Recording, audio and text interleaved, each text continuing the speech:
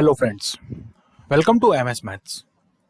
So in this video we are going to discuss about a important method to solve the differential equation first order but not first degree. First order की होनी चाहिए but first degree की नहीं है, ऐसा आपको question में given होगा।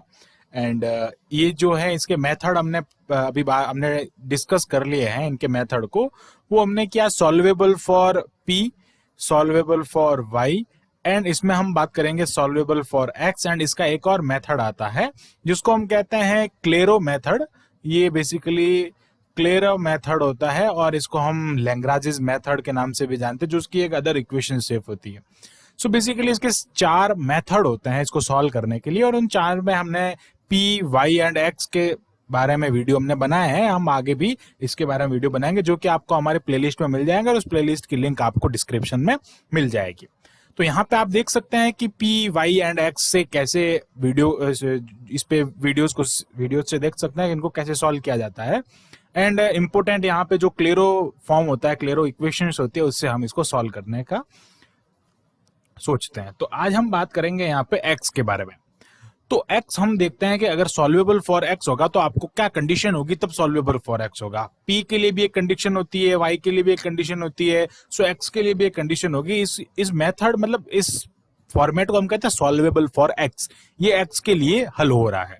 तो हम बात करते हैं कि शेप ऑफ इक्वेशन क्या होगी। तो सबसे पहले हम शेप ऑफ इक्वेशन की बात कर लेते हैं कि आपके पास में जो इक्वेशन या जो फंक्शन गिवन होगा वो किस टाइप से होगा। तो हम बात करते हैं शेप ऑफ इक्वेशन।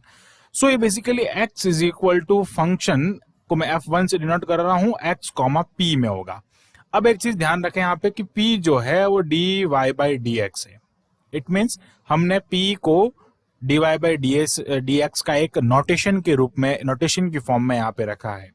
सो इस टाइप का आपको अगर फॉर्मेट मिलता है और आप यहां से इसका dy बाई dx करता है, it means differentiate with respect to y करते हैं। सो ये क्या हो जाएगा, f2 फंक्शन होगा और यहाँ पे आ जाएगा x comma p comma dp by dx, sorry dp by dy। ये हो जाएगा इक्वेशन नंबर 2। और यहां से आप इसको 1 अपॉन p लिख सकते हैं। तो ये हो जाएगा 1 upon p is equal to f2 x p dp by dy।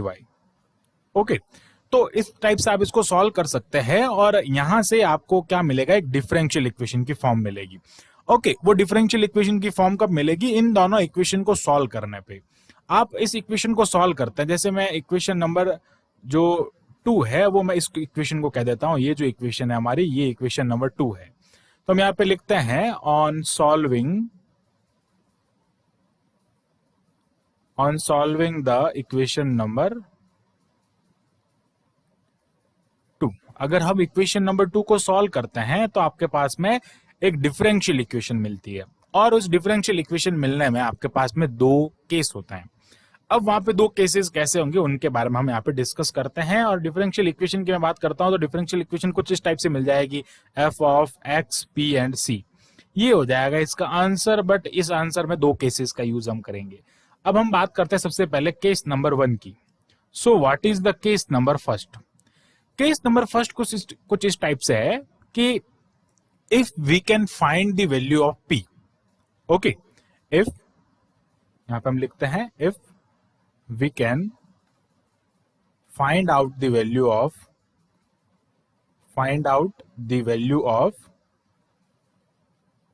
p, अगर हम p की वैल्यू फाइंड कर देते हैं, so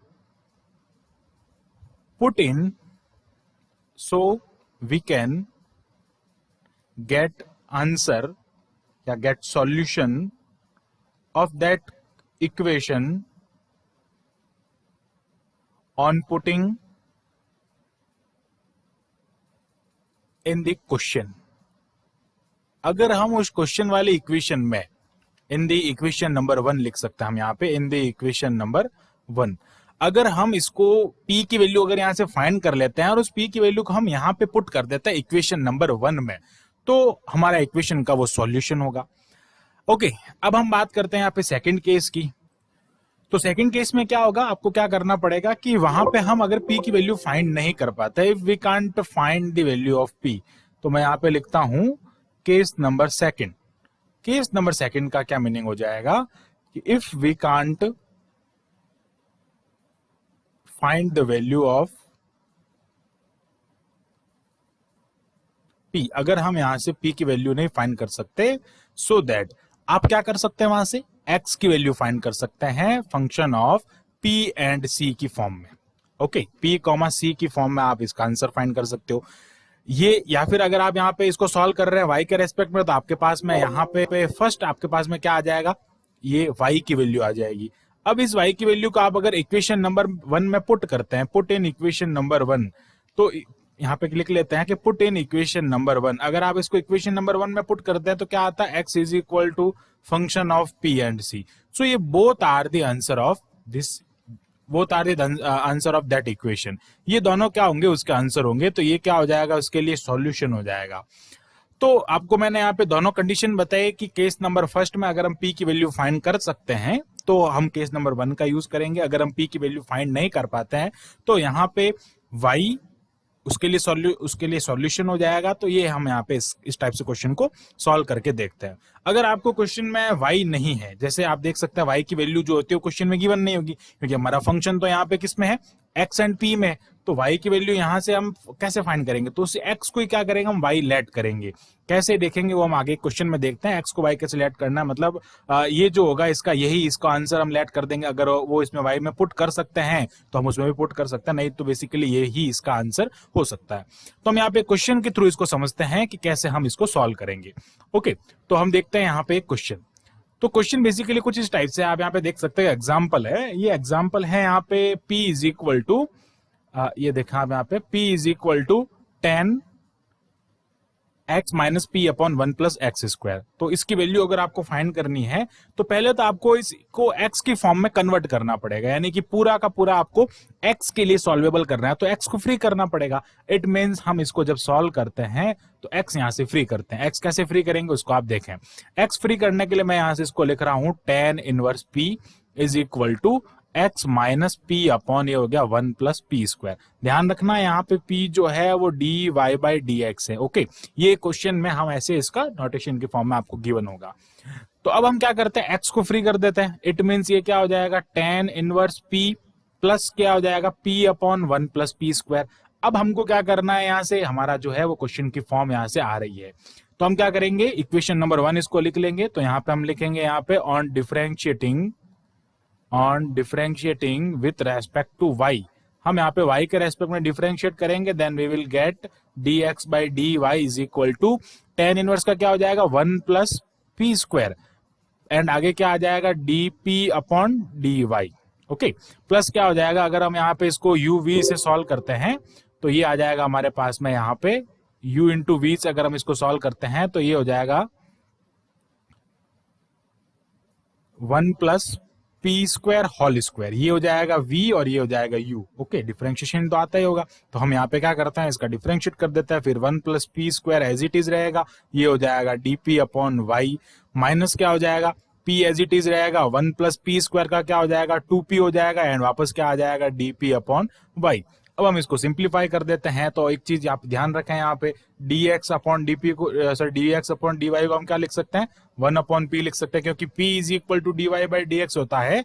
तो हम क्या कर सकते हैं, dx अपॉन dp को 1 अपॉन p नहीं लिख सकते, क्या लिख सकते हैं। तो ये हो जाएगा 1 upon p is equal to 1 upon 1 plus P square, और ये हो जाएगा dp अपॉन dy प्लस। अब हम इसको यहाँ से थोड़ा सॉल्व कर लेते हैं। एक बार इसको इसके नीचे लिख लेते हैं, एक बार इसको इसके नीचे लिख लेते हैं। तो एलसीएम ब्रेक कर लेंगे बेसिकली हम यहाँ से। तो एलसीएम ब्रेक करेंगे तो ये हो जाएगा 1 plus P square dp by d y, और इधर आ जाएगा अपॉन में 1 plus P square whole square, और यहाँ पे आ जाएगा माइनस, ये हो जाएगा 2 पी स्क्वायर, पी से पी मल्टीप्लाई हो जाएगा, और 1 plus P square whole square dp by d y यहाँ पे भी आ जाएगा।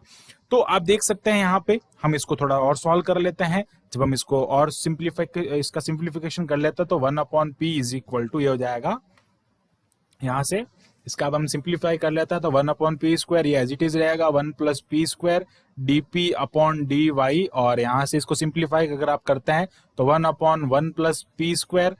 ओके, और ये हो जाएगा dp upon d y, minus ये हो जाएगा 2 P square upon 1 plus P square whole square.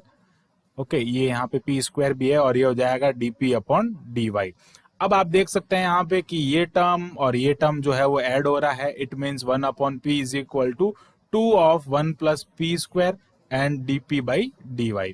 Minus ये हो जाएगा 2p square 1 plus P square whole square dp by dy. अब हम यहाँ से dp बाई dy को कॉमन ले सकते हैं और इसको हम वेरिएबल ऑफ सेपरेशन से इसको हम थोड़ा सिंप्लीफाई कर सकते हैं. तो कैसे कर सकते हैं आप देखें यहाँ पे. तो 1/p इज इक्वल टू हो जाएगा, हम किसी भी तरीके से यहाँ पे p की वैल्यू फाइंड नहीं कर सकते. इट मीन्स हमको जो हमारा सेकंड केस है वो यहाँ पे अप्लाई करना पड़ेगा. तो सेकंड केस अप्लाई करते हैं. तो अब हम क्या करते हैं, इनमें से dp अपॉन dy को हम ले लेते हैं कॉमन, और साथ में 2 भी है वो जो कॉमन आ रहा है.